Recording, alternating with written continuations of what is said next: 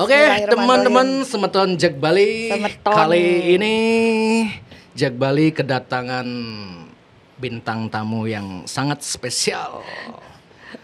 Ratu Konspirasi Mate. Sep Citra.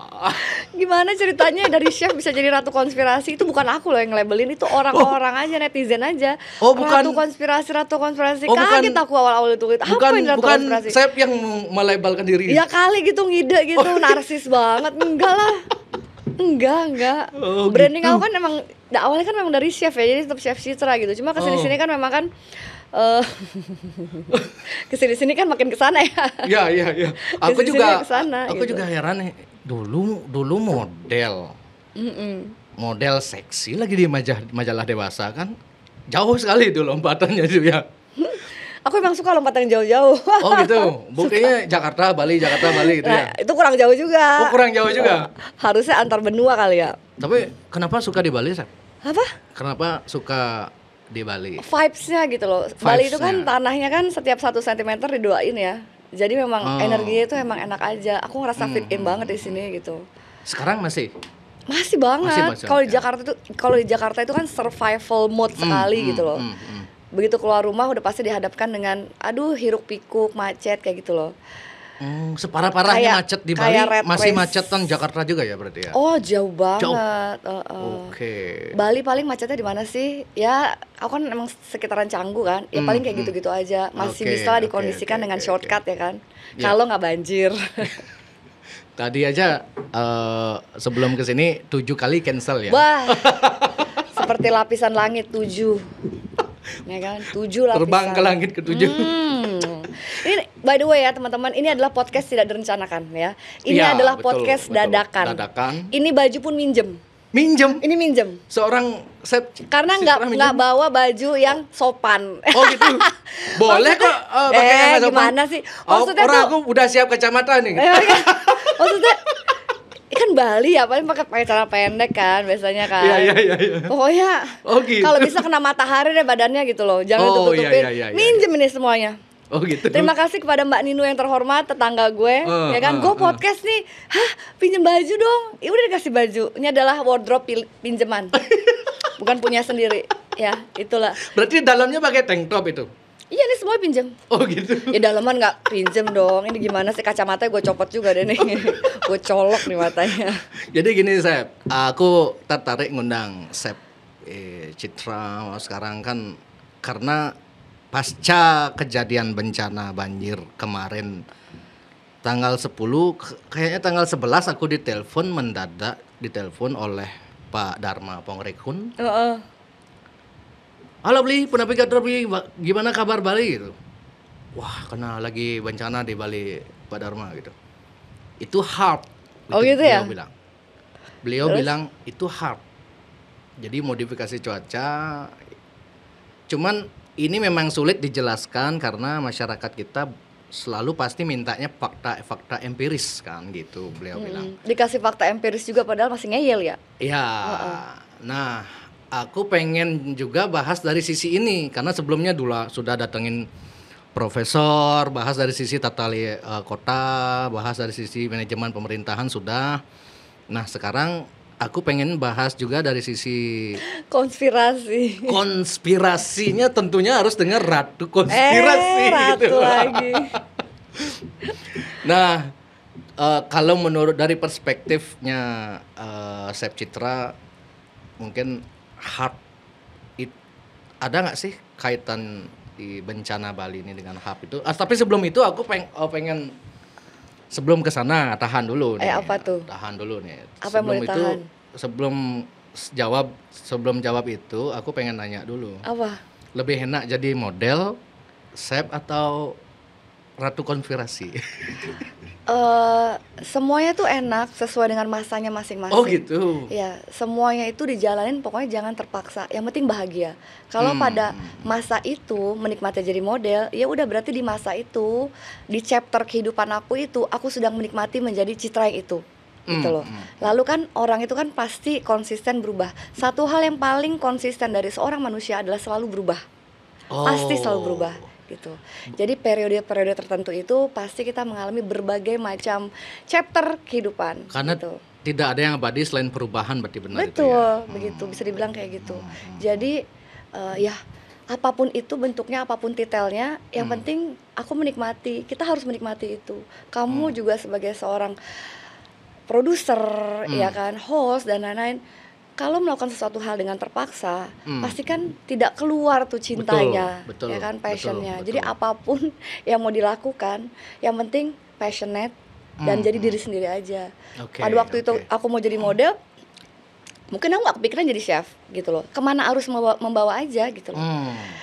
Tapi yang pasti ya setiap chapter kehidupan kita itu ya dinikmati dan diresapi betul-betul gitu loh.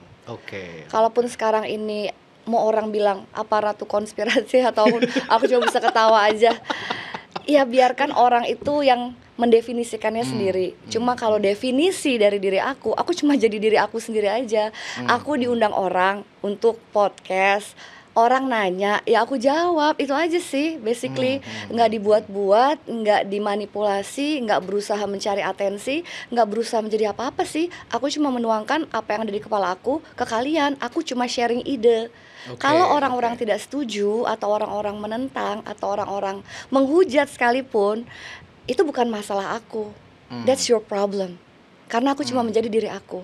Kalau kamu tidak suka sama aku, that's your problem, it's not my problem gitu loh. Kamu bisa nge-skip, kamu bisa nggak mendengarkan, kamu bisa tidak melihat. Banyak opsi untuk itu gitu loh. Tapi kenapa kamu memilih untuk mendengarkan gitu? Kalau memang tidak setuju ya di skip aja. Kan kita tuh beragam ya, very diverse ya. Manusia memiliki pendapat. Ini balik lagi konspirasi nih. John D. Rockefeller pernah bilang, I don't want a nation of thinker, I want a nation of workers. Nah, kadang-kadang perbedaan pendapat, pikiran, bahkan buah karya itu kadang-kadang memicu, nge-trigger perbedaan atau mungkin kesenjangan. Oh, gue nggak setuju sama dia, gue nggak suka sama dia, gue hujat Mungkin karena memang dari kecil, dari TK, bahkan sekarang ada PAUD juga kan. Memang kita tuh dipaksa untuk seragam. Ide kalau bisa nggak usah gitu loh. Semua satu komando, semua duduk rapi. Kita udah diajarkan itu dari sekolah, dari kecil bahkan. Itu sebenarnya itu untuk mengembangkan ide atau untuk brainwash. Karena semua orang itu memiliki pendapat yang berbeda-beda. Semua orang memiliki kepribadian yang unik gitu loh. Dan kita tuh dilahirkan ke dunia itu bebas menjadi siapa saja.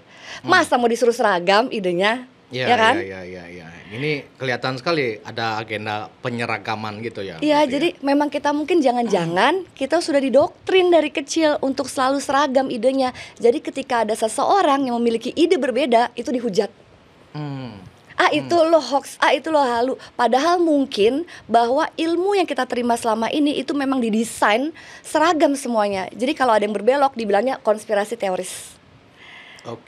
Jadi label conspiracy theories itu sebenarnya adalah truth seeker. Ya, kita tuh pengen tahu apa sih yang tidak ada di halaman-halaman buku sekolah atau di halaman-halaman Google yang notabene semua narasinya sudah dibakukan oleh mereka gitu loh. Nah, ketika kita memiliki pendapat berbeda, lu konspirasi teoris loh gitu loh. Jadi seolah dilabelkan, di framing jelek. Padahal mungkin ya yang dibilang konspirasi teoris itu mungkin sebenarnya adalah sebuah fakta yang ditutupin gitu loh, dan nggak kepengen orang banyak tahu gitu loh. Makanya menjadi seperti seolah-olah kayak minoritas, jadi kayak seolah-olah itu halu gitu loh. Perempuan paling halu banget gitu loh. Padahal sebenarnya saya ini sebenarnya cuma mungkin satu di antara bermiliar-miliar orang yang ngerasa kayaknya something is wrong deh, kayak ada yang salah deh. Gue pengen cari sendiri gitu loh. Basically is an instinct aja. Pengen mencari sesuatu ya, kebenaran di luar narasi yang populer. Gitu loh.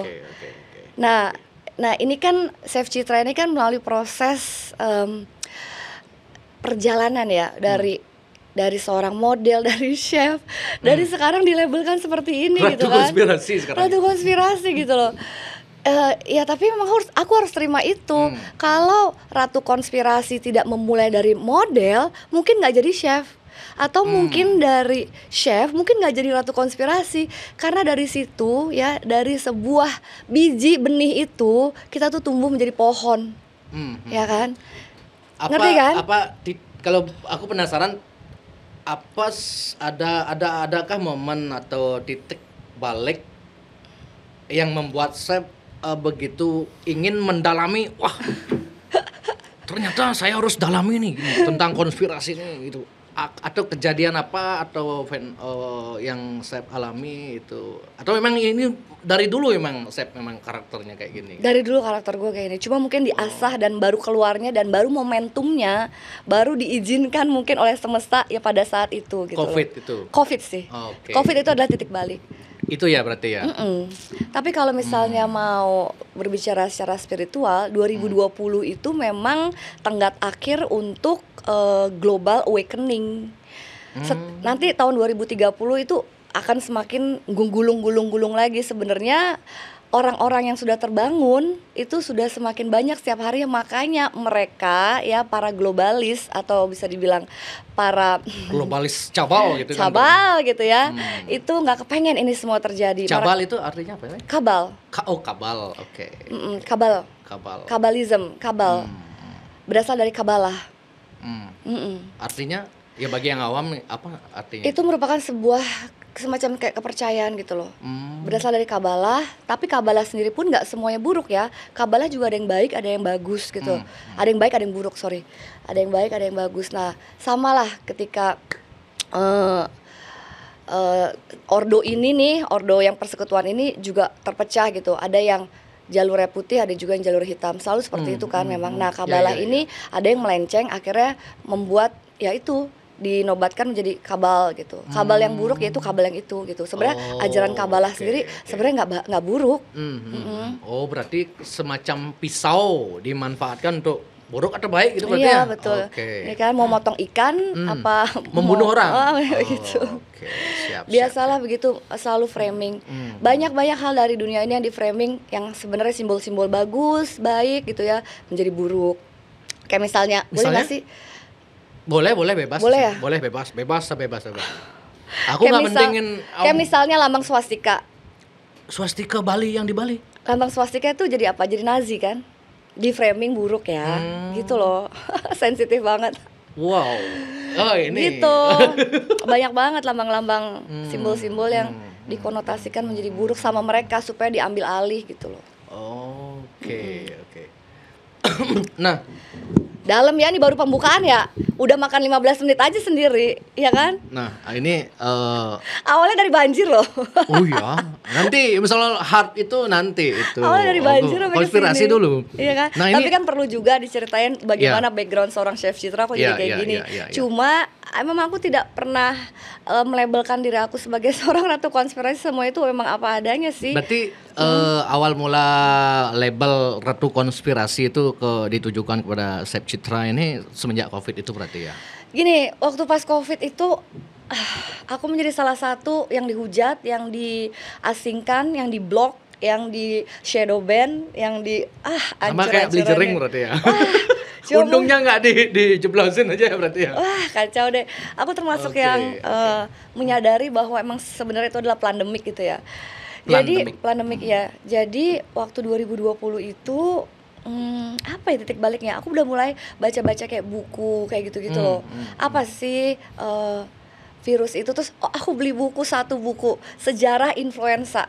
Aduh, bukunya sampai beli bukunya Oh berarti? iya, beli dong, semuanya beli itu semuanya. Orang-orang kan tinggal load di media sosial aja kan. Beli bukunya sejarah influenza dari tahun 1918, dari mulai Spanish flu dan lain-lain, itu semua rekayasa.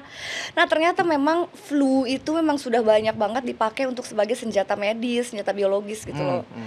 Gitu, dan mereka selalu menyerangnya pernapasan. Ya, tentu selalu ada kalau dikaitkan dengan spiritual kan, karena memang nafas adalah satu hal pertama yang kita terima gitu. Nah, jadi ya gitu deh, pokoknya dari Covid itu aku ngelihat feeling aku kok kayaknya ada yang salah ya. Ada yang tidak benar, walaupun pertama-tama aku pikir bahwa ini memang benar-benar terjadi bencana global. Waktu itu kan narasi yang di media sosial juga satunya konspirasi, satunya yang satu arus artinya lurus lah gitu. Atau kita bisa sebut kanan kiri lah, kirinya yang konspirasi, yang selalu bersuara tentang konspirasi, misal kayak Blejering, Chef Citra, Pak Dharma. Ada yang lagi satu yang nggak pernah kelihatan lagi sekarang, Bos Darling gitu. Oh iya. Kenal siapa orangnya Bos Darling itu? Tahu. Siapa sih orangnya? Nggak bisa dikasih tahu dong. Enggak, bukan Pak Dharma. Dia aja nggak mau ngasih tahu. Suaranya mirip Pak Dharma. Bukan ya? Pak Dharma. Aku lupa lo konfirmasi waktu podcast di sini. Bukan Pak Dharma. Pak Dharma kok mirip suaranya sama Bos Darling? Apakah Bos Darling itu adalah Pak Dharma gitu? Awalnya juga aku berpikir kayak gitu tapi bukan. Tapi bukan. Bukan. Mirip banget ya? Mirip. Nah mirip, cuman nggak mirip-mirip banget juga kan. Keren sih suaranya ya. Iya keren Ngebas. Menggelegar. Aku Terhanyut ya. terhanyutnya di dunia konspirasi gara-gara itu juga. Banyak semua orang terhanyut gara-gara itu. Dia adalah salah satu inisiator, aku rasa ya, Bapak Konspirasi Indonesia kali ya. Ya, itu bapaknya, ini ratunya. Jangan dong, ini Jangan-jangan siapa mantan sih? suaminya itu. Waduh. Jangan-jangan Bos Darling ada saya. Panggil aku Darling. Oh gitu ya? Beb Darling, bukan Beb Darling. bukan Bos Darling, Oh, tapi iya. Beb Darling. Oh, yang itu Bos Beb- Darling, ini Beb Darling. Beb Atau Darling. Miss Darling itu. Ya kan? Beb Darling. Beb Darling. Iya. Oke. Bisa juga kan? Bisa ya.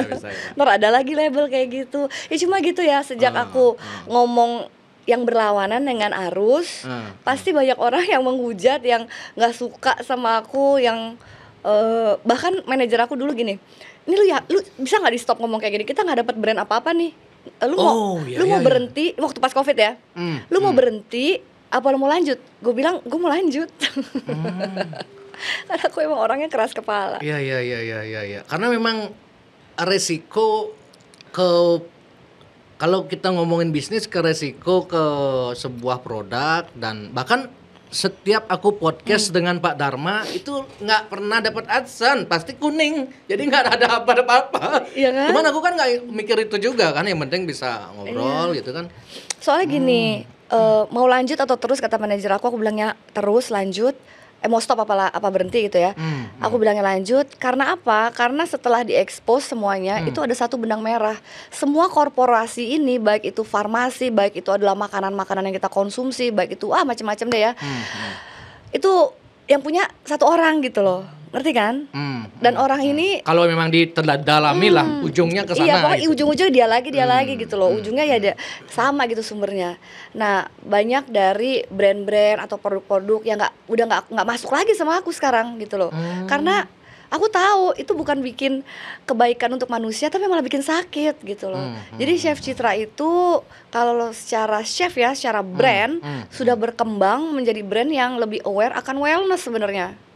Gitu. Makanya aku bisa dibilang ya, mau dibilang chef holistik juga bisa gitu kan. Nah, ini menarik dan dalam ini. Bagaimana sih di zaman sekarang, di hidup yang serba instan, otomatis butuh serba cuan gitulah ya, butuh cuan banyak. Sementara kita bisa tetap idealis atau berjalan hidup sesuai dengan hati nurani. Itu kan saya bicara hati nurani tadi kan. Berkehidupan sesuai dengan hati nurani, keinginan hati. Oh, saya ingin hati nurani saya ingin A, pokoknya A ya A gitu. Orang kan kebanyakan hati nuraninya A karena dia harus butuh memenuhi kebutuhan keluarga dan lain-lain, terpaksa harus B gitu. Bagaimana caranya? Saya tidak menganjurkan orang-orang untuk menjadi idealis ekstrim, karena bagaimanapun juga kita tetap harus, kaki harus pijak di bumi ya kan, pijak di tanah. Kita harus tetap beradaptasi. Cuma itu kembali lagi ke pilihan hidup sih. Kalau Chef sendiri gimana? Kenalin dulu blueprint hidupnya itu seperti apa. Jadi kenalin dulu diri kamu itu lahir ke dunia itu untuk apa sih sebenarnya, gitu loh. Mau jadi apa sebenarnya. Nah, kenalin dulu misinya biar ketahuan kompas arah kehidupannya tuh mau kemana gitu loh.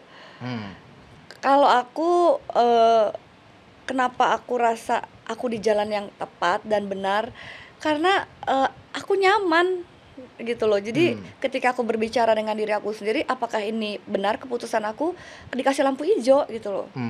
Jadi ya aku nggak minta orang sama kayak aku, karena semua orang tuh punya blueprint dan jalan hidupnya masing-masing. Pasti kamu akan menemukan cetak birunya hidup kamu gitu loh. Ya mungkin Chef Citra begini kali ya hidupnya. Jadi ya udah, aku harus jalanin aja gitu loh. Ya gimana Siap. Integritas itu diperlukan sih dalam hidup setiap manusia itu. Karena dia yang akan membedakan satu individu dengan yang lainnya, itu adalah value dari diri itu, dari orang itu gitu loh. Kalau enggak ya kayak bikin partai aja semua seragam satu suara. Ya, ya, ya. Jadi nggak ada individualitas. Ya kalau misalnya kamu nih misalnya ya, udah nggak cocok sama pekerjaan sesuatu, bosnya itu killer, bosnya itu semena-mena, ya masa mau menghabiskan sisa hidup dengan ditindas seperti itu gitu loh. Ya at least you have to speak up for yourself, ya kan. Pasti ada kok jalan ya yang memang sudah disesuaikan dengan ranah hidup kamu gitu loh. Karena tidak setiap orang punya jalan masing-masing, tidak bisa diseragamkan juga gitu. Pasti semua orang memiliki definisi kebahagiaannya masing-masing. Tidak ada, misalnya tidak ada semesta atau Tuhan yang menginginkan kita menderita, nggak ada. Yang menginginkan kita menderita itu adalah keputusan kita sendiri. Misalnya lu kerja, udah tahu menderita, lu mau keluar nggak? Gitu loh. Yang tidak membuat lu keluar dari pekerjaan lu adalah ketakutan lu sendiri. Ketakutan nggak akan dapat pekerjaan lain, ketakutan akan ini, karena gini. Padahal semuanya itu sudah ada jawabannya, sudah ada jalannya masing-masing. Gitu loh. Tinggal ya balik lagi ke individunya mau menerima resiko itu atau tidak gitu loh. Jadi kalau kembali lagi ke pertanyaan, gimana ya cara menjadi tetap idealis ya? Lakukan sesuai dengan kenyamanan kamu aja sih. Jangan menjadi idealis tapi ternyata tidak nyaman. Gitu. Akhirnya balik-balik lagi, berarti belum siap. Ya kan? Lakukan semua dengan kesiapan hati secara matang, batin dan juga pikiran gitu. Kalau semua sudah sinkron, sudah satu, sudah klop nih, pikiran sama hati nih nyatu nih, ya udah jalanin aja, nanti akan terbuka sendiri energi frekuensinya gitu loh. Ya kan? Karena kita kan menarik energi yang sesuai dengan diri kita. Betul. Ya, kalau kita dipenuhi ketakutan, fear, frekuensi, ya udah lu akan narik ketakutan itu terus gitu. Tapi kalau kamu dipenuhi cinta, abundance, ya, kita afirmasi yang baik-baik, ya itu yang akan datang ke lu gitu loh. Ya udah, itu yang energi yang datang ke lu itu adalah yang sesuai dengan diri lu. Hukum tabur tuai berarti ya. Tabur tuai juga berlaku gitu loh. Jadi jangan takut matchingin energi ya. Kalau kamu kepengen emang selaras baik, ya udah ganti energinya gitu, frekuensi kamu ganti, vibrasinya ganti, ntar akan narik energi yang sama gitu.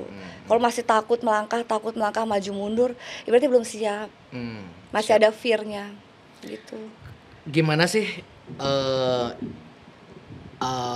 cara jadi wanita yang ideal? Nah, menurut aku Sep Citra ini beda sekali dengan wanita-wanita pada umumnya. Artinya selain bukan wanita kayaknya. Selain aku bukan wanita loh, Mas. Face-nya cantik, juga kan orang selalu mindset pada umumnya kan kalau cewek cantik pasti goblok. Iya. Nah, ini cantik, pintar, ini gimana? Makanya sulit cocoknya sama laki-laki kan, bentrok mulu kayaknya. Itu bener sih, anjir. Aduh kok jadi gini ya, jadi sedih nih aku. Enggak. Aku sempat dengar itu teori itu dari guru spiritual ternama di Bali sih. Kalau dia kan banyak yang curhat sama ke beliau kan. Kenapa istri saya begini? Kenapa istri saya begini cerewet sekali? Bapak milih istri yang cantik. Kalau istri yang cantik pasti cerewet begitu. Oh gitu ya. Istri yang cantik pasti cerewet dan istri yang cantik. Bapak kenapa begini? Istri saya kenapa pintar? Oh, selalu begini begitu. Ya, kalau pada umumnya kenapa istri saya sangat goblok, guru. Terus dilihat juga istrinya mana? Oh ini. Oh, Pak, kalau cewek cantik biasanya emang bego gitu. Oh gitu ya, udah terima makanya terima aja. Ini kok beda ini satu, jangan-jangan bukan manusia ini. Iya, aku nangis nih. Jadi teman-teman semeton ya, aku memang sekalian ajang cari jodoh boleh ya. Oh ini ada agenda mencari jodoh orang Bali juga ini. Oh ya, semeton teman-teman. Boleh ya. Oh 3 tahun nih teman-teman saya di Bali ini. Saya akan mencomblangkan lagi. Ini saksi loh, ini podcastnya loh. Serius ya? Mau cari suami lagi? Enggak, ntar dulu cari suami lagi. Ntar dulu deh. Ya kan, lagi nyaman sama diri sendiri aja. Oh, yang penting bisa diajak ngobrol konspirasi, gas beton. Iya, gas beton. Yang penting kuat aja otaknya, gas beton. Warga Bali banyak. Sep Citra terlalu cinta sama Bali katanya. Jadi biar ada penduduk Bali baru yang pintar. Supaya aku bisa tinggal di rumah orang Bali secara gratis. Jadi kalau ke Bali tinggal nginep gitu ya. Oh gitu. Hotel gratis. Ntar aku masakin deh. Oh iya ya. Iya, jadi sarapan gratis, makan malam gratis. Aku tinggal di rumah kalian ya gitu. Masakan babi gitu bisa. Semuanya aku bisa masak, cuma aku udah nggak makan daging ya. Oh, sekarang udah nggak makan daging. Semenjak? Covid. Oh, semenjak Covid Itu juga.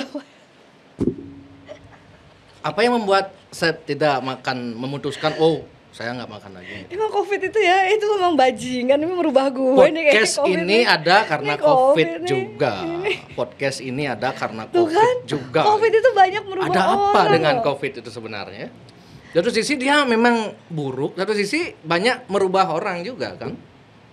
Mungkin itu di Bali namanya hukum Rua Bineda. Bener. Di mana ada bencana, di sana juga ada rezeki. Kalau secara spiritual ya, itu kita 2019 akhir itu kita masuk di Age of Aquarius dari the Age of Pisces. Meninggalkan itu. Ya, siklus itu berapa ribu tahun, maksudnya 3000 tahun sekali gitu ya.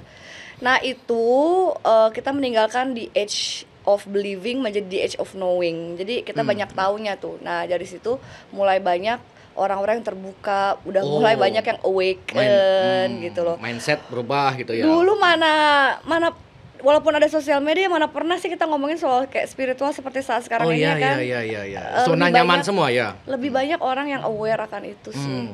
Jadi memang Covid itu ya gitu ya, semuanya itu kan alam tuh pasti selalu mencari titik keseimbangan ya kan. Begitu dia menaruhkan hitam, pasti ada putihnya. Selalu mencari titik keseimbangan gitu lah. Mereka si globalis ini bukan yang nggak tahu, mereka mungkin tahu, cuma nggak ngerti impactnya akan seberapa besar. Jadi ya udahlah, gue bikin kekacauan, tapi ternyata juga berbalik ke mereka, tetap ada berbaliknya karena alam selalu mencari titik seimbang gitu. Jadi aku selalu percaya apapun kekacauan yang mereka mau bikin, alam tuh pasti akan mencari titik seimbangnya untuk menetralkan itu semua gitu loh. Walaupun sebenarnya bumi ini memang sudah melalui beberapa kali peradaban ya. Udah ngeriset berapa kali itu nggak tahu deh, entah berapa kali. Mungkin kita akan riset lagi, mungkin kali ya. Ya, kan kita nggak tahu kan bencana apa yang akan terjadi. Nah, tapi bencananya ini bencana buatan apa ini bencana kembali ke dari ilahi nih? Topik kita di awal heart ini. Ini sudah, kalau aku baca-baca komentar orang di media sosial, kemarin kan ada salah satu pejabat di Bali yang katanya akan mengusulkan modifikasi cuaca. Oh ya? Modifikasi cuaca karena ini baru mulai awal musim hujan di Bali. Akan terjadi sampai awal 2026. Itu kemungkinan kita akan mengajukan modifikasi cuaca. Wih, komentar halu mana bisa mau ngatur Tuhan kamu. Nah, ini kan padahal kan teknologinya itu sudah ada ya kalau aku baca-baca. Sudah lama sekali. Nah, mungkin saya bisa memberikan sedikit gambaran lah. Ini kita podcastnya dadakan sih ya. Ini benar-benar dadakan guys. Dadakan banget ini. Kemarin baru dikasih tahu ya. Jadi kalau aku tahu aku akan podcast dengan kunjunganku ke Bali, ini aku bawa bukunya deh. Oke. Gitu, siap. Buku yang menunjang modifikasi cuaca ini dan korelasi antara frekuensi dengan penyakit manusia. Itu kalau kamu cari bukunya itu adalah The Invisible Rainbow, karangan siapa ya? Sebentar, aku cari dulu di internet. Oh, ada bukunya ya? Aku punya bukunya. Invisible Rainbow, Arthur Firstenberg. Kayak orang Jerman nih, Arthur Firstenberg.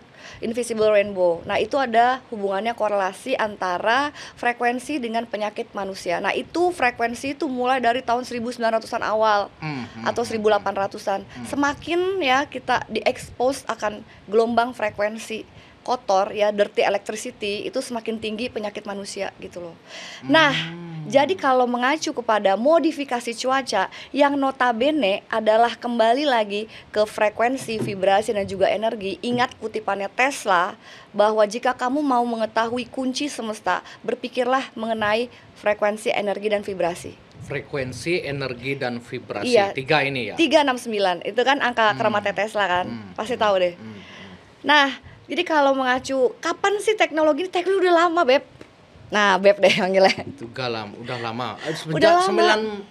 90 kalau nggak salah ya. Oh no, jauh lagi. Jauh lagi? Jauh lagi. Gila. Jadi Kalau yang modern itu adalah Tesla, memang yang menginisiasi ini adalah Tesla. Jadi waktu itu kalau nggak salah ya, tahun 1898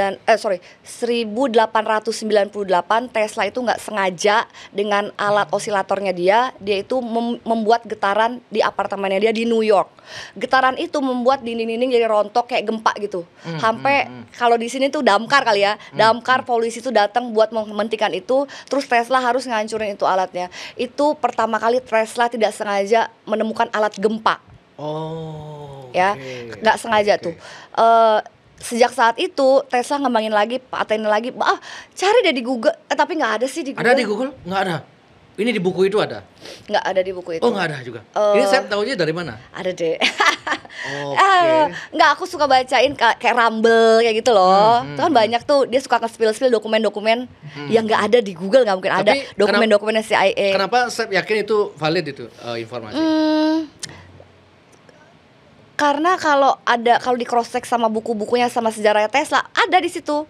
Kalau kayak alat-alat kayak gini itu di Google masih ada lah. Kayak alat osilator kayak gitu-gitu masih ada tuh. Bahwa bener tuh tahun sekian Tesla memang mengembangkan. Namanya kok nggak salah Tesla Earthquake Machine. Kalau nggak salah ya, Tesla Earthquake Machine. Itu. Jadi Tesla mengembangkan itu ya.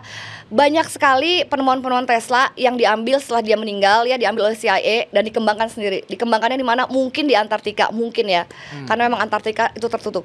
Nah, itu termasuk dari death ray machine, termasuk dari flying saucers atau piring terbang, termasuk katanya ya mesin waktu Tesla udah nemuin juga gitu loh. Jadi banyak yang diambil dokumen-dokumennya. Nah, salah satunya dokumen yang diambil itu adalah yaitu Tesla Earthquake Machine itu, dan dikembangkan ya oleh Navy dan juga CIA sampai sekarang.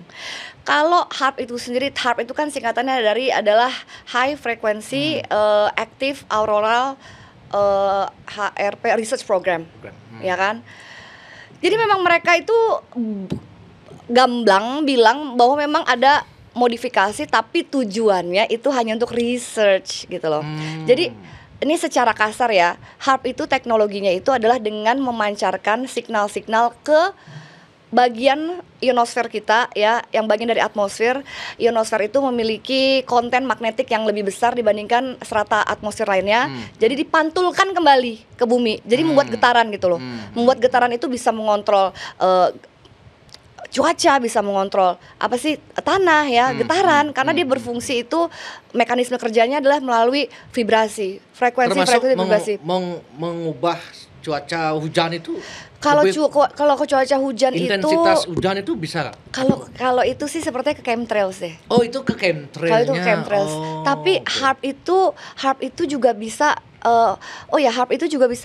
HARP itu bisa mengontrol cuaca dalam skala besar masif. Kayak misalnya topan, angin puting beliung. Kalau chemtrails itu agak lokal dia, modifikasi cuacanya, karena dia menyebarkan logam berat ke awan lokal jadinya. Tapi kalau HARP itu lebih masif, kayak volcano atau badai, pokoknya katastrofi gitu loh, bencana alam. Bencana gitu, lebih ke bencana sih HARP. Nah itu HARP itu juga sebagai bagian dari si DARPA. DARPA itu juga adalah kalau nggak salah singkatannya Defense programnya Kementerian Amerika. Defense itu apa sih? Pertahanan ya. Itu sebagai salah satu bagian dari program pertahanannya mereka. Nah itu classified banget. Itu memang mereka nggak akan ngaku, tapi dokumen-dokumennya pada bocor, ya kan. Dan yang mengakui itu sendiri pun udah banyak. Profesor, dokter itu kalau kamu mau cari silakan. Karena ini memang harus riset ya. Jadi jadi ketika aku ngomong kayak gini ya, kalian jangan langsung percaya. Riset aja sendiri gitu loh. Memang ketika aku ngomong kayak gini cuma inisiatornya aja. Kalau misalnya kamu nggak percaya, malah aku mengencourage kalian untuk belajar. Jadi jangan ke aku. Artinya Sep cuman sharing apa yang Sep tahu gitu ya. Iya, aku di sini adalah kayak pendongeng. Kalau kalian mau cari tahu silahkan, karena informasinya terbuka untuk siapa aja. You have to know the truth by yourself. Kalau mau cari jadi truth seeker sejati, cari sendiri. Gitu loh. Nah, ini semuanya itu banyak tuh program-program mereka ya, mencoba gitu. Kadang katanya sih, sorry ya, katanya nih tsunami di Aceh merupakan salah satu bagian dari mereka. Program mereka. Aku sempat dengar itu. Ya. Cuman kontroversi juga kan, iya dan tidaknya. Jadi mereka tuh melakukan percobaan-percobaan kecil karena kan buat mengetahui apakah works atau tidaknya kan harus melalui berbagai percobaan kan. Nah, termasuk project Sirus, termasuk project Popeye. Kamu bisa cek sendiri itu apa. Gue nggak mau ngasih tahu. Ya. Biarin gue ngomong kayak gini biar kalian itu penasaran, lu cari tahu dong gitu loh. Coba cari tahu itu, dan banyak banget ilmuwan topografi. Siapa ya, David siapa gitu, dia juga dan bilang cari taunya jangan cuma di satu search engine aja, Google misalnya di Yandex atau yang lainnya. Biasanya kan mereka kalau Google itu menutupi juga kan, ya kan dibikin punya mereka algoritmanya juga. gitu. Kan punya mereka juga pasti terbatas ya. Betul, Iya. Makanya kalau kayak gini-gini tuh ya, bocoran-bocoran kayak gini, dokumen-dokumen bocor kayak gini ya, kalau nggak di Rumble paling di Telegram gitu kan banyak ya. Yang kayak gitu-gitu gitu. Cuma gini, kalau ditanya apakah asli atau tidak, lah gue nanya balik ke lu, emang di Google asli atau tidak? Nah, bisa juga kan, namanya juga informasi. Ya tergantung bagaimana cara kamu itu menyerap itu semua. Karena, gitu loh. Syarat validitasnya juga sudah pihak sana yang atur kan. Oh, kalau udah begini ini valid informasi you gitu. Kalau di luar ini tidak valid gitu, seolah-olah diatur begitu kan. Ya kalau gue yang punya medianya, kalau gue yang punya duitnya, gue juga akan ngatur narasi. Benar? Ya, I have the world, gue yang punya kok. Semua media kita yang punya. Ya kan? Kita mengontrol semuanya. Ya kita aturlah narasi publik. Betul. Ya kan? Jadi kalau seandainya dokumen ini lu baca dari mana, chef, gini, itu asli nggak? Gue tanya balik ke lu, yang lu baca di Google asli nggak? Jadi semuanya itu kita juga nggak tahu kebenaran yang benar-benar yang benar tuh yang mana gitu loh. Makanya critical thinking, kompas diri juga perlu diperlukan gitu loh. Jadi ketika mengambil sesuatu nih materi, lu cross check lagi dong sama yang lain gitu. Gitu. Emang ini sih emang harus cinta baca sih. Kalau cuma lihat-lihat doang nggak bisa sih ya. Jadi denger aja deh kalau gitu. Nah, kembali ke pertanyaanku tadi, ini kemarin kan Pak Dharma bilang ini kejadian di Bali kemarin karena ini semenjak 25 tahun terakhir memang paling besar dampaknya ya. Entah hujannya sama ya? Seperti tahun lalu atau nggak ngerti ya, aku kan nggak meneliti hujan kan. Tapi menurut pejabat sih intensitasnya lebih tinggi daripada sebelumnya gitu. Nah, kalau dulu ada isu gempa Turki, gempa tsunami Aceh, Jepang itu gara-gara HARP. Nah, apakah bencana di Bali ini juga menurut saya bisa jadi karena itu atau tidak ya? Atau memang alami? Aku bukan pakar yang bisa bilang itu adalah asli atau bukan ya. Karena sekali lagi kita juga sulit membedakan gitu kan, mana yang buatan, mana yang tidak. Karena gitu loh. Itu sumbernya memang dari alam, cuman ya kan apakah itu dibuat oleh manusia ataukah beneran Tuhan yang menciptakan, kita juga tidak tahu ya kan. Cuma teknologi itu ada atau tidak, jelas ada, itu aja dulu deh. Yang jelas teknologi itu ada ya, teknologi ada, itu bisa kamu cari sendiri, HARP itu apa, dalami sendiri. Tapi fakta yang selanjutnya memang beneran ada di lapangan, memang daerah resapan kita tuh kurang ya. Ya, selain karena faktor resapan, alih fungsi lahan, tata kota yang semrawut gitu. Itu menjadi faktor ya kan? Juga. Itulah fakta di lapangan. Memang semua ini adalah dampak dari semua faktor itu, dan ditambah lagi kalau memang benar ada HARP itu. Ini kan dari penyebabnya bisa jadi 1, 2, 3, 4, 5 itu kan. Iya, akumulasi dari semuanya. Iya betul. Tapi memang secara fakta di lapangan memang buruk itu ya. Itu satu, kita bisa mengakui itu, ya kan. Tapi apakah itu HARP atau tidak, aku tidak bisa memvalidasi itu. Tapi yang jelas teknologinya ada atau tidak, ada gitu. Dan ini tata ruang yang jelek dan juga penyerapan yang berantakan ini nggak cuma terjadi di Bali ya, Beli ya. Betul. Jakarta pun begitu. Ya, Jakarta begitu, di mana-mana juga begitu. Isu sampah juga di seluruh dunia terjadi gitu. Saya kan beberapa kali dulu ke Jakarta, setiap tahun 2 kali lah.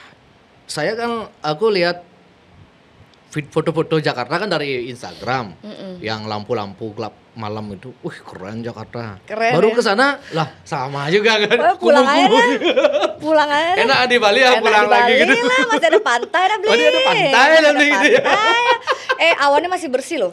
Oh di Bali, oh iya. Di Jakarta kacau, abu-abu lah. semuanya, Abu-abu abu-abu. semua, betul, Kalau betul. kamu naik pesawat gitu, kamu bisa lihat kayak ada dilapisi sesuatu Betul, gitu loh. betul, Apakah betul. tuh lapisannya disengaja ataukah secara natural? Tidak tahu. Yang bisa menjawab mungkin orang yang berwenang, bukan kapasitas aku. Cuma aku jadi pemerhati langit sih sejak 2020. Aku ngeliatin langit banget. Oh iya, kalau mau Aku ngeliatin langit banget. bedanya memang kelihatan langitnya pasti beda itu. Dari awannya pun beda ya kan. Awan yang terkena frekuensi itu ada polanya. Kayak ada polanya gitu. Sedangkan Oke. kalau natural kan apa gelembung-gelembung gitu kan. Iya. Memang awan kita beda sih. Nah, itu apakah disengaja atau tidak? Apakah ada agenda di balik itu semua? Nggak tahu ya kenapa kita diracuni seperti itu gitu loh. Buat apa? Begitu. Oke, siap. Berarti karena memang sulit juga kalau memang iya juga buktinya mana gitu kan penonton pasti tanya gitu. Soalnya kan aku juga nggak punya data empirisnya. Betul. Siapa aku gitu punya kapasitas seperti apa yang bisa membuktikan bahwa itu adalah buatan. Aku nggak punya teknologi untuk membuktikan itu kan. Kalau aku punya, wah gue dicari deh. Gue langsung TO ini Bisa udah. nasibnya Langsung kayak deh. Dr. Louis bisa. Aduh, jangan dong. Jangan loh. Mudah-mudahan enggak ya. Jangan dong. Ya, itu Dr. Louis kematiannya menurut saya gimana itu? Itu janggal. Janggal. Beliau sering DM saya loh dulu. Aku juga pernah ketemu Sering. dia sebelum dia Aku itu ya, sering di DM ada dulu, kejadian itu. dikasih data sama beliau dulu kan. Iya. Gila. Termasuk yang keren banget tuh frontal, vokal.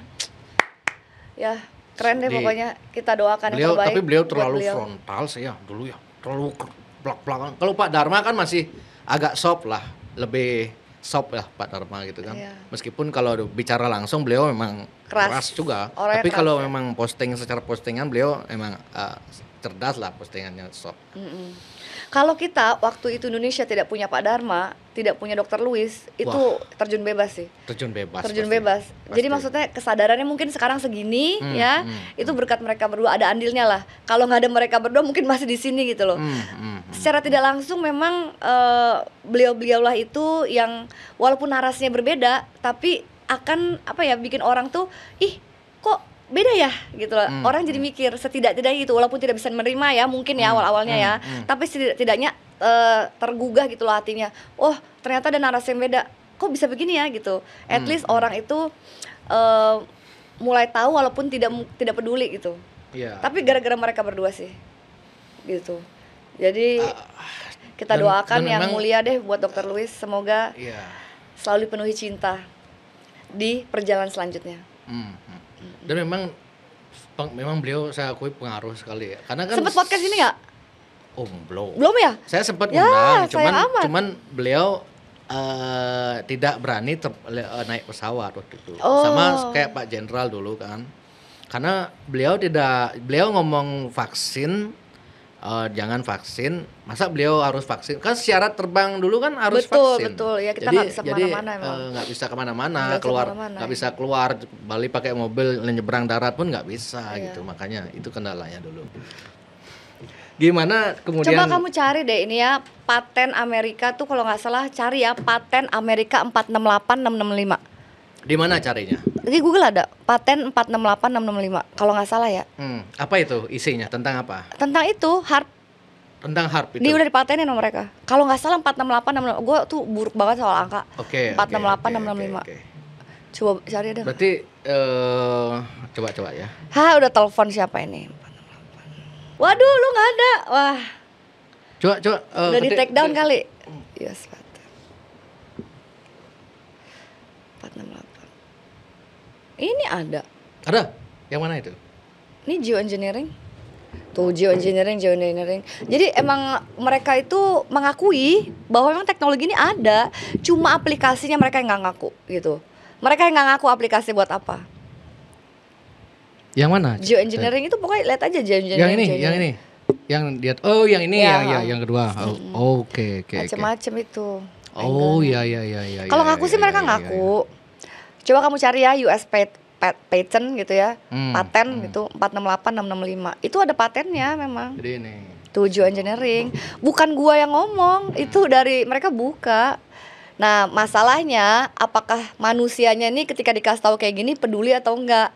Kita itu memang didesain oleh mereka untuk selalu survival mode, selalu bekerja keras, selalu. Jadi untuk hal-hal kayak gini, alah bodo amat lah, weather modification yang penting gue makan gitu loh. Aku kalau Ngerti kan? ngomongin konspirasi begini, apalagi ngomongin hard ini, selalu jawaban teman-teman atau yang teman yang Ngapain diajak sih lu? ngobrol, ah masa? Masa. Apa tujuan mereka dong kalau memang dia mau bikin bencana itu tujuannya masa mau menghancurkan gini? Tujuannya apa gitu? Tujuannya apa? Kalau mereka itu tujuan untuk membuat bencana, orang meninggal banyak. Ini mereka goalsnya itu apa? Tatanan dunia baru. Tatanan dunia baru. Iya, tapi kan mereka melakukan hal ini. Nah, ini dia. Tesla memang benar melakukan itu. Tapi apakah itu original dari Tesla? Belum tentu. Oke. Karena bisa jadi Tesla itu mengadaptasi teknologinya Tartaria. Mungkin ya, Tartaria musnah, semua kita tahu ya, ada kejadian katastrofi yang luar biasa, kejadian global terjadi di mana-mana, sepertinya banjir karena memang di jalan-jalan itu pada saat diambil fotonya pada zaman dulu itu jalanan penuh dengan lumpur. Berarti terjadi banjir yang luar biasa besar. Selalu air ya.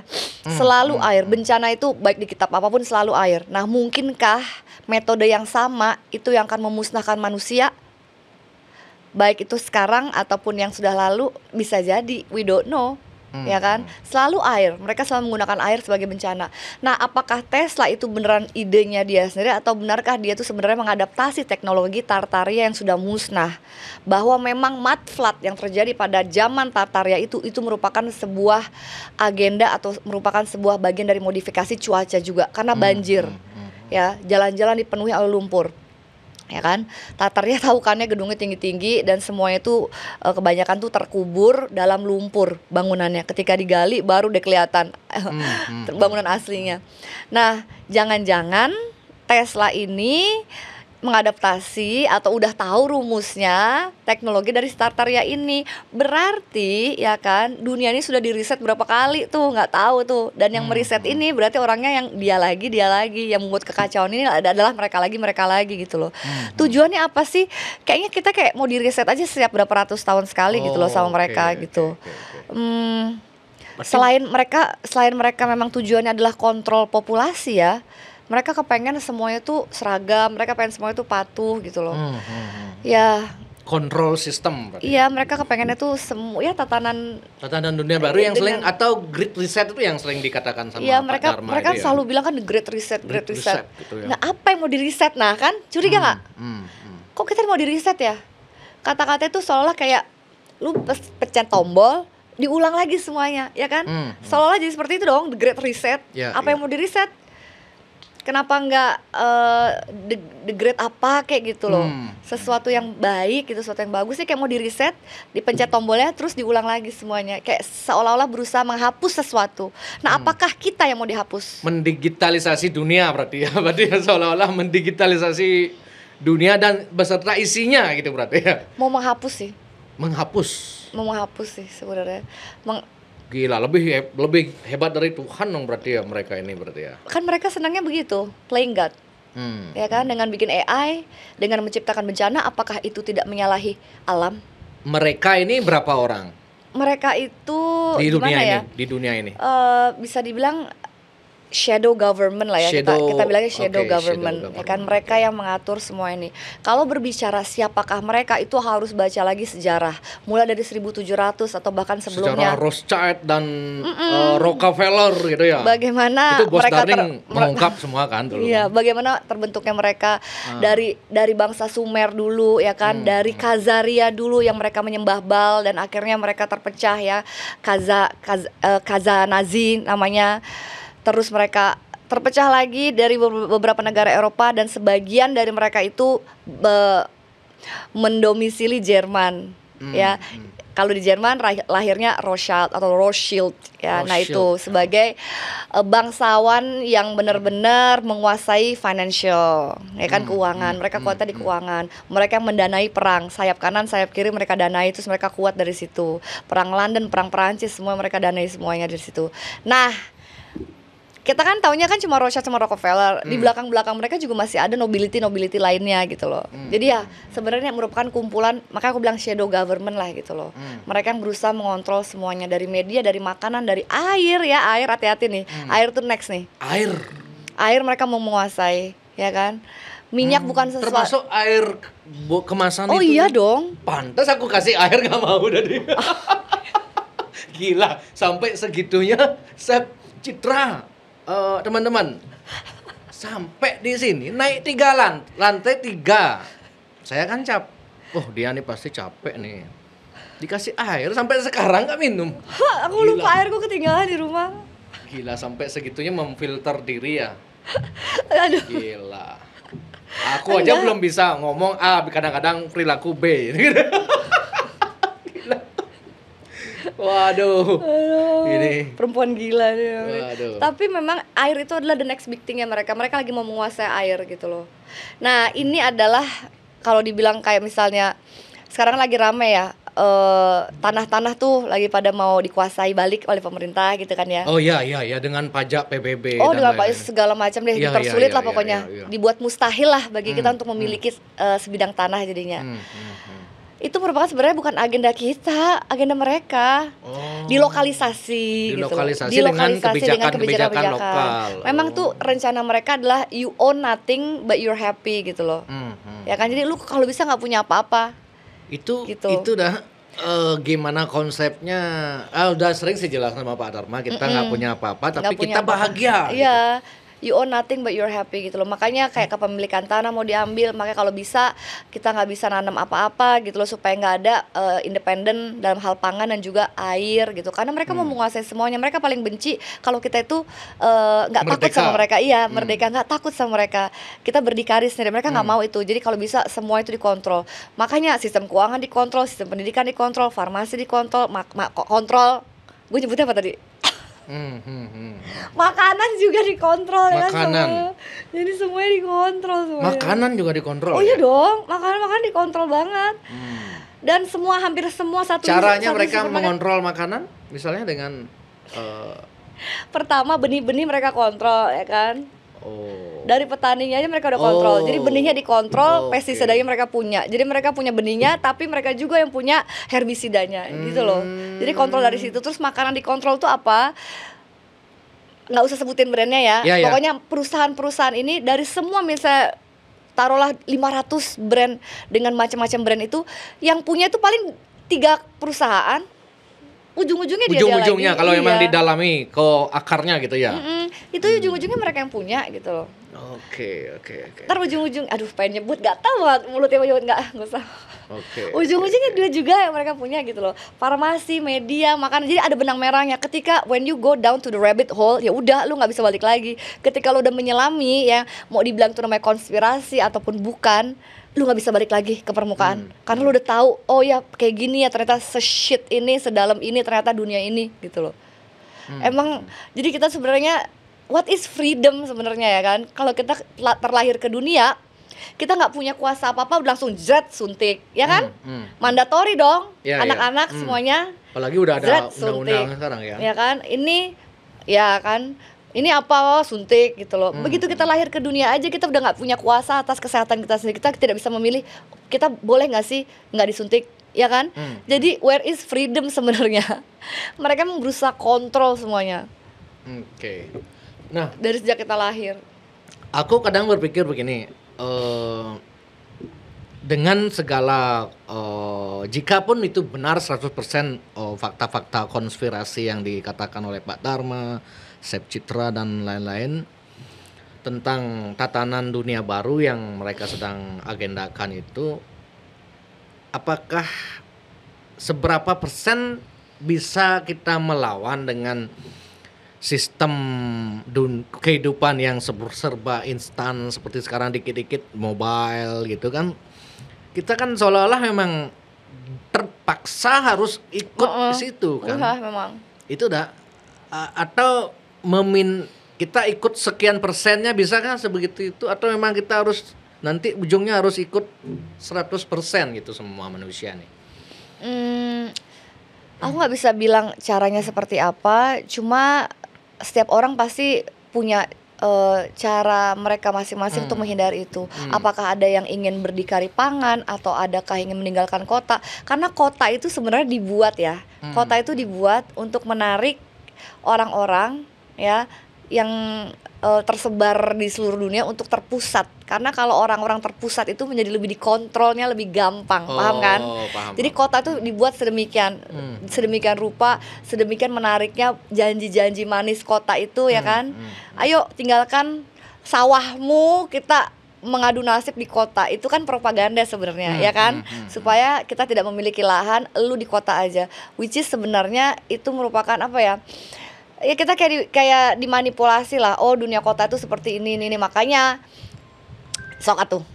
Makanya mereka tetap butuh papet-papet dengan menggunakan selebriti atau apa supaya ada apa sih, ada value lebihnya gitu loh. Oh iya, kita harus tinggal di kota supaya lebih kece, lebih trendy gitu loh, supaya nggak kampung. Nah sebenarnya itu adalah propaganda, nggak kampung itu adalah propaganda. Sebenarnya adalah dengan kita berada di kampung, sebenarnya kita menjadi mandiri sih. Betul, gitu loh. betul.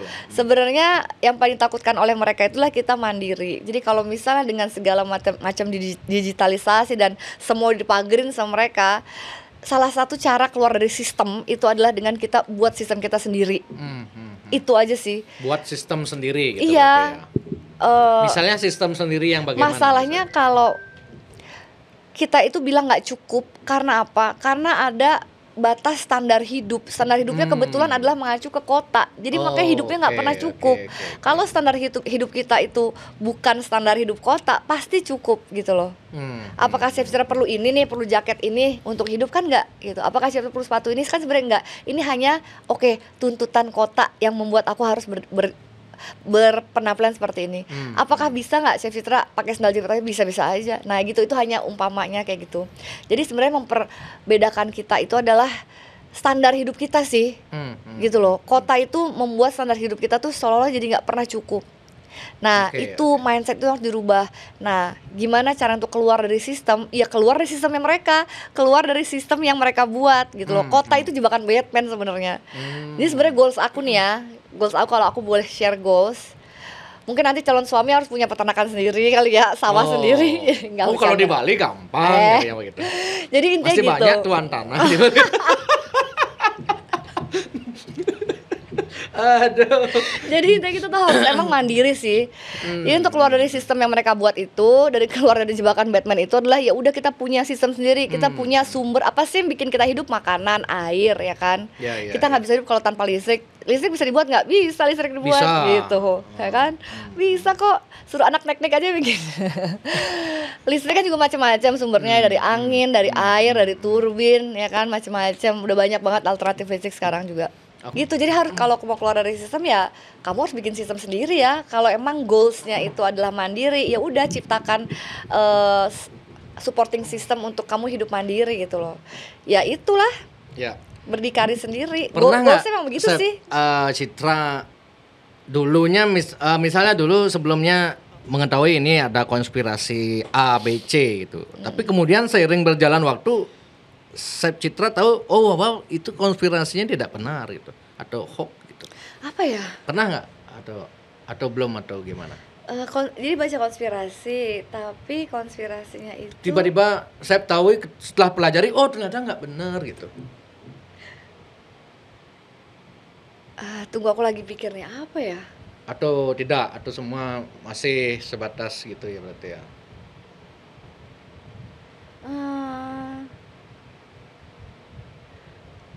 Kalau dalam kesehatan sih, dalam kesehatan wellness sih ada beberapa sih. Ada beberapa pendapat dulu gitu. Pendapat yang Chef dulu yakini bahwa itu konspirasi. Bukan konspirasi, mungkin pendapat kali ya. Pendapat. Maksudnya dalam bidang kesehatan atau wellness lah gitu. Oh misalnya minuman ini nih, kata orang bagus oh ternyata ada juga yang bilang nggak bagus gitu loh. Jadi setelah ditelusuri, kita baca-baca lagi, kayaknya masuk akal deh, emang bener nggak bagus, kan dibohongin tuh gitu. Oh, Dalam oke, wellness oke. lah gitu. Oh, Tapi ya, kalau ya, ya, kayak ya, ya, konspirasi ya. kayak misalnya kayak climate change atau mungkin apa segala macam, kayak bener semua. Masih yakin itu bahwa itu Kayak memang bener semua deh.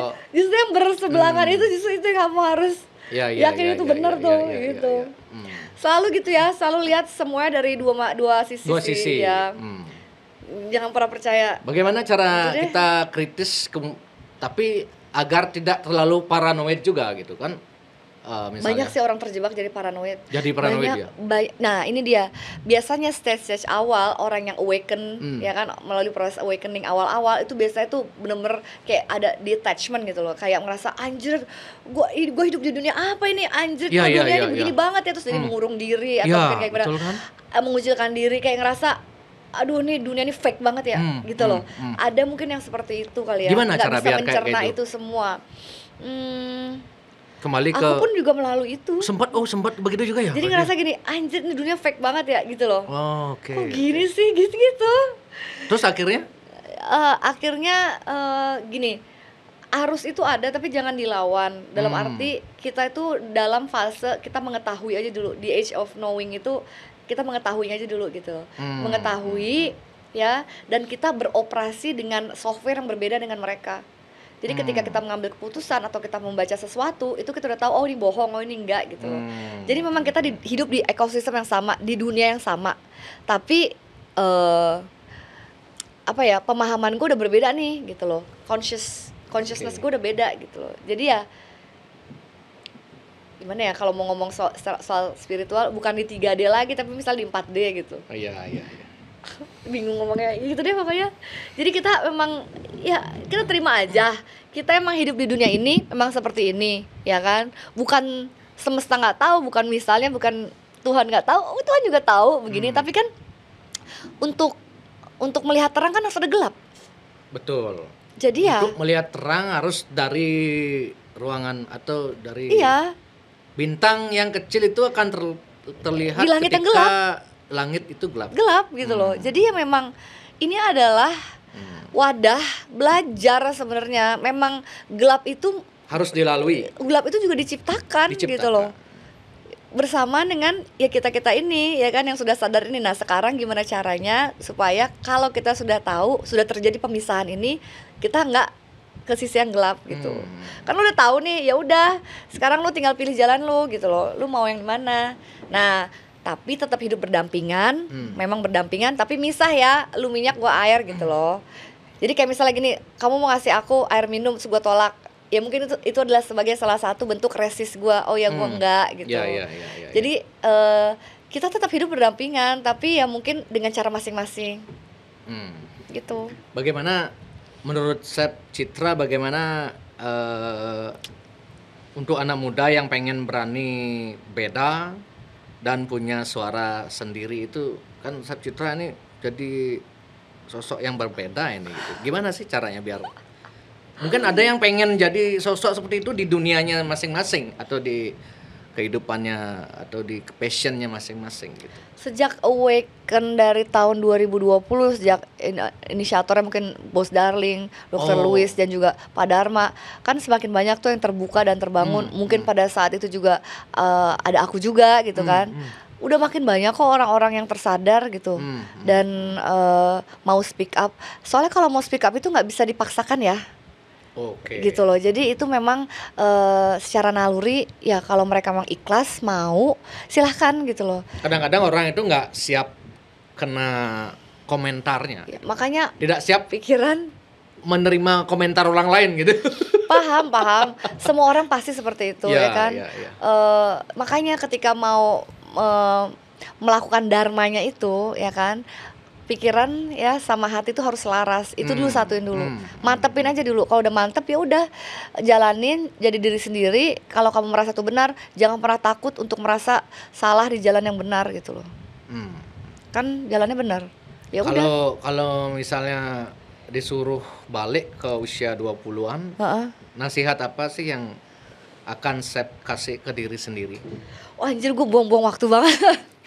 Gua enggak sih, waktu umur 22 pun aku udah punya bisnis kan, pabrik roti kan. Aku udah memang udah bergelut di kuliner dari 2017. Aku punya pabrik roti waktu itu. Di saat orang-orang juga mungkin masih hahahi, party-party, aku udah kerja dari umur 22 bisnis roti itu. Tapi mungkin satu nasehat yang bisa aku kasih, walaupun aku menjalankan bisnis itu, aku banyak main-mainnya sih, aku banyak buang-buang waktu. Kalau seandainya aku balik lagi, mungkin aku pengen belajar, pengen menghargai waktu lebih baik lagi. Kembali masalah waktu. Itu sebenarnya yang banyak disesali oleh orang-orang yang sudah usia 50-an gitu ya. Bahkan ada aku dengar cerita dari tokoh spiritual atau siapa ya. Dia orang yang sangat kaya ini, usianya udah 65 tahun. Kamu kalau disuruh balik ke usia 20, apa yang akan kamu lakukan? Saya rela tidak sekaya ini asal saya bisa ke usia 20 lagi, meskipun hidup saya tidak sekaya ini, hidup saya biasa-biasa aja gitu. Gila, berarti segitunya berarti ya. Waktu sih, karena dengan kita memanfaatkan waktu kita menjadi lebih baik, banyak hal yang lebih produktif yang bisa kita lakukan gitu. Dan ada fenomena yang cukup mengejutkan saya juga. Saya kan sempat ngobrol sama dokter, Sep ya, dokter yang tugas di rumah sakit. Dia itu sempat melakukan penelitian terhadap orang-orang yang sudah koma, sudah titik, sudah akan pulang gitu. Jadi dilakukan penelitian, apa sih penyesalan kamu gitu? Iya. Jawaban terbanyaknya, iya. Penyesalan saya tidak benar-benar melakukan apa yang saya inginkan, atau tidak menjalankan hidup sesuai hati nurani lah. Ya, itu sih. Seneng A, melakukan B gitu. Itu benar itu, saya berarti Citra udah pas banget itu. Soalnya kebanyakan orang itu hidup terpaksa, sesuai dengan kemauan orang lain, gitu loh. Jadi saya menjalani ini karena ini bukan kemauan saya, tapi kemauan ibu saya misalnya. Ini kemauan suami saya, kemauan keluarga saya, atau kemauan bos saya gitu loh. Kebanyakan orang-orang tuh menjalani hidupnya orang lain gitu, bukan hidupnya dia sendiri. Nah itu adalah emang perjalanan ya hidup seorang manusia. Kapan kamu bisa menemukan apa sih tujuan hidup kamu ini? Kamu dilahirkan untuk apa? Nggak semua orang bisa jawab itu. Cara paling mudah menjawab itu mungkin hal apa yang kamu kerjakan, meskipun kamu lembur pun kamu tidak merasa kamu capek, atau kamu pokoknya senang aja gitu ya mungkin ya. Ya karena kita melakukan dengan cinta ya, cinta passion. Itu kan melakukan dengan ketulusan, keikhlasan. Beda dengan dipaksa. Beda dengan ada reward gitu loh. Belum tentu orangnya suka. Betul. Walaupun cuma jadi tukang juru foto, tapi kalau dia bahagia, wah, puasnya minta ampun, ya kan? Jadi memang begitu. Kamu sudah bahagia? Saya bahagia dengan dunia saya ini. Bagus, sama harus kayak gitu. Meskipun kerja saya sendiri gitu, tetap menikmati gitu kan. Bagus, sama harus kayak gitu. Yang penting nikmatin. Apapun itu harus diresapi, dinikmati aja pokoknya, ya kan? Minum pun juga harus dinikmati, diresapi, ya kan? Harus kayak gitu. Ada air di tenggorokan saya gitu kan. Kayak misalnya nggak minum berhari-hari, kamu ngerasain air minum di tenggorokan, itu rasa kayak gitu, keberkahan yang luar biasa, kita masih bisa minum. Jadi apapun itu disyukuri aja. Kita jalan kaki, kita punya tangan, kita lengkap semuanya, itu disyukuri aja gitu. Masih bisa melakukan sesuatu. Siap. Tapi kenapa banyak sekali orang di zaman media sosial ini tidak bahagia, saya sulit bahagia dan banyak stres, dan terutama anxiety, meskipun diakui atau yang sadar atau tidak gitu. Karena frekuensi kan ini. Balik lagi ke frekuensi gitu loh. Karena ini kan manusia itu kan air. Ya, sebagian tubuh manusia itu air loh. 80% ya. Ya, ini air. Ini tuh frekuensi. Makanya kalau aku tuh nggak pernah naruh handphone sama air deketan, karena akan merubah struktur airnya.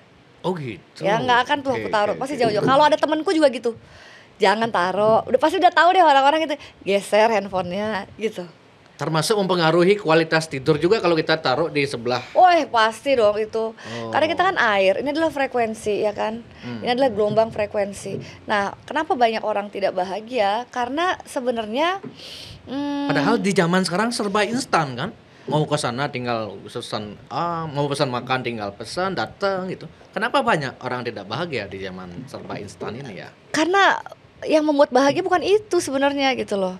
Banyak orang bahagia ya terpenuhi Kebutuhannya, tapi tidak bahagia di karena luar. diisinya bukan hati ya. Oke. Gitu loh. Karena oke, hatinya itu oke. nggak diisi, batinnya nggak Ya, diisi, kosong yang gitu hanya ya. mengisi fisik. Fisik gitu loh. Oke. Kosong jadinya. Oke. Sebenarnya manusia itu juga butuh alam ya. Ketika Iya, kita iya, itu iya, iya. stres ataupun bahagia. Nah, globalis itu pengennya kita itu mengkonsumsi, konsumtif supaya mereka itu kita tuh beli terus kerja terus gitu loh. Jadi nggak kayak apa sih, kayak hamster wheel ya. Kerja lari terus gitu loh. Ya kan? Sebenarnya manusia itu tidak dilahirkan untuk menjadi konsumtif. Gitu kan, karena bukan itu budaya manusia sebenarnya, untuk terus consume. Manusia itu sejatinya itu adalah untuk meng-create sesuatu gitu loh. Itulah yang akan nourish batin kamu gitu loh. Jadi walaupun nih sebenarnya kalau kita ke mall kadang-kadang suka ngerasa pusing nggak? Gue pusing kalau ke mall. Kadang kelihatan tuh iklan lampu. Aku gelisah loh setiap Pusing ngomong. saya kalau ke mall beneran. Gelisah ini benar-benar. Pusing saya. Kenapa Sebenarnya bisa begitu ya? mall adalah sesuatu tempat. Karena orang ramainya atau bukan? Bukan. Pertama satu emang rame Sumpeknya itu dan kedua yang kita lihat itu memang hanya consume gitu loh ya. Kita dijadikan seseorang yang konsumtif banget gitu. Kadang-kadang dari Pusing luar itu sendiri, kan? pengen sudah list nih, saya mau beli sudah sampai di sana malah beda yang dibeli, gimana nih?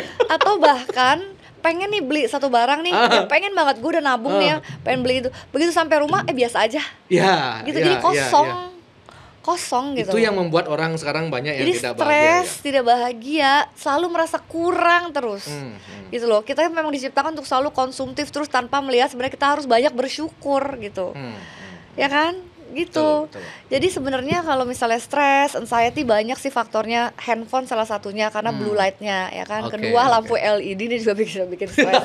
Ya, lampu LED karena tidak memimik kerja matahari ya kan? Sedangkan kalau lampu pijar itu udah pernah aku bahas juga soal itu. Kalau bisa di kamar itu ganti lampunya dengan lampu pijar supaya untuk mereduce anxiety atau depresi atau capek mata kita. Karena kalau lampu LED, kalau kamu pakai kamera handphone di slow motion itu dia flickering, tep itu bikin mata capek gitu loh. Itu LED sebenarnya. Nah, sedangkan kalau lampu pijar itu incandescent bulb ya, dia itu memimik kerja matahari. Jadi ada gelombang yang justru akan menyejukkan mata, nggak bikin mata kamu capek, nggak bikin kerja matanya gitu loh. Itu udah dua ya kan. Ketiga, wifi juga. Oh iya dong. Malam itu matiin wifi kalau mau tidur sama airplane mode. Kalau gua gitu. Airplane mode. Pakai mode pesawat pakai. Udah jauh-jauh tuh. Soalnya kalau aku udah oke. pegang nih ya, kita kan kesedot atensi kita. Yang ada malah karena blue light dari lampu handphone dan juga LED itu akan bikin kita tuh adiktif ya. Jadi kenapa kecanduan? Oke. Kecanduan itu nggak akan bisa berhenti. Yang tadinya nge-scrolling jam 1 tiba-tiba kok udah jam 4 ya. Pernah nggak kayak gitu? Ya kan, tahu-tahu anjir tuh jam 4, malah jam 4 jadi nggak bisa tidur. Pernah. Jadi nggak bisa tidur. Nah itu adalah efek dari si blue light gitu loh. Jadi memang semuanya artificial ya, artificial light, artificial social life ya kan, semuanya artificial dibuat sama para globalis ini.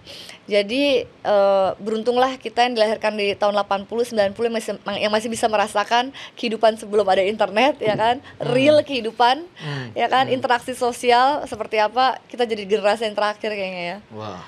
Ya, jadi sedih sih sama generasi sekarang. Soalnya mereka mainnya itu di dunia digital ya, jadinya interaksi sosialnya jadi kurang. Oke, wah gila ini bahasannya. Kalau konteks Bali ini, saya sebenarnya dari tadi ini ngomong sama Ida Sulingih gitu. Sulingih itu pendeta Bali yang paling tinggi tentang gitu. Jangan-jangan nanti saya Citra mau jadi Ida Pandita istri gitu. Atau Bu Jero gitu. Ibu Jero. Bu Jero Citra. Dari Ratu Citra jadi Bu Jero Citra. Konspirasi. Jero Citra jadi Jero konspirasi. Jero konspirasi berarti.